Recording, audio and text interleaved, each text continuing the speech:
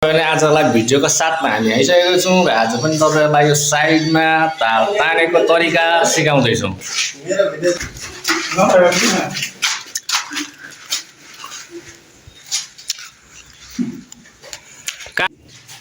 तार तनाइ भइरहेको छ। प्रत्येक लाइनमा 2-2वटा पोइन्ट छोडेको छौँ।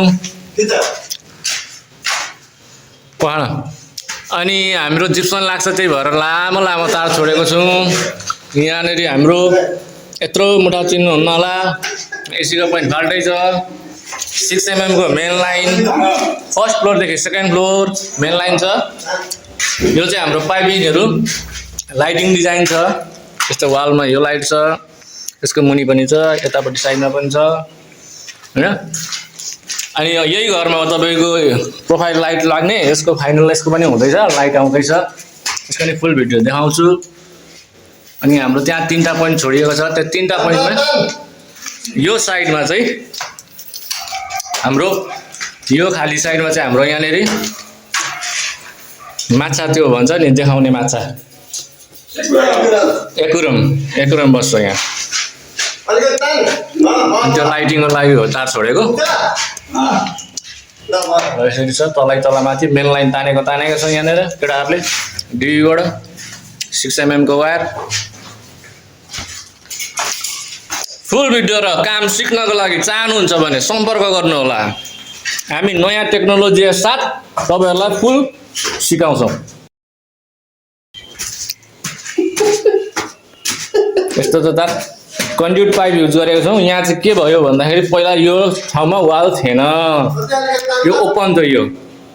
यो भएको ओपन थियो र डिबी राख्ने ठाउँ पहिला नभए पछाडि हामीले यहाँ राखेको थियौँ डिबी राख्ने। पछिबाट फेरि यसलाई कोठा बनाइयो, घरबेटीले कोठा बनाइदिनु भयो। कोठा बनाइदिएपछि के गर्ने त भन्दाखेरि अब त्यहाँबाट जक्सन बनाइदिएर हामीले अनि यहाँबाट चाहिँ तपाईँको यसरी तान्नु परेको कन्ड्युट पाइप युज गरेर यहाँ डिबी सार्नु पर्यो। अलिकति तार चाहिँ खर्च भयो, केही छैन, तर घरबेटी खुसी नै हुनुहुन्छ। यो हाम्रो तार तना यसरी छ, फोहोर एकदम छ, सफा भएको छैन। र यहाँ पनि जिप्सन हो। यो किचन तल्लो फ्लोरको किचन हो। 2A सिस्टम, प्रत्येक कोठामा 2A सिस्टम गरेको छौँ। यहाँ टोइलेट बाथरुम छ। एसीको फाल्टै पोइन्टहरू फाल्टै छन्। टोइलेटमा समेत यो भागमा हाम्रो डिजाइन बस्छ। हेर्नुहोस् तार कसरी छोडेको छु हामीले। यति पछि गएर चाहिँ धोका नहोस्, तार नपुगोस् होइन, बरु एउटा एक्स्ट्रा बेसी होस्। केही थपिहाल्नु हो भने पनि हामीलाई तनाव हुँदैन भनेर त्यो अनुसारले हामी सम्झौता घरबेटीसँग सम्झौता गरेर तार हालेको छौँ।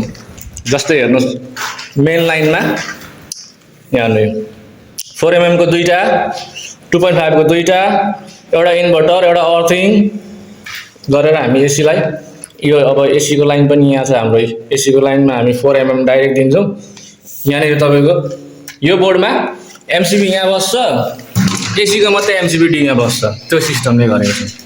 ल हस् त, अरू पनि भिडियो हेर्न चाहनुहुन्छ भने फलो, कमेन्ट, लाइक, सेयर गर्नु होला।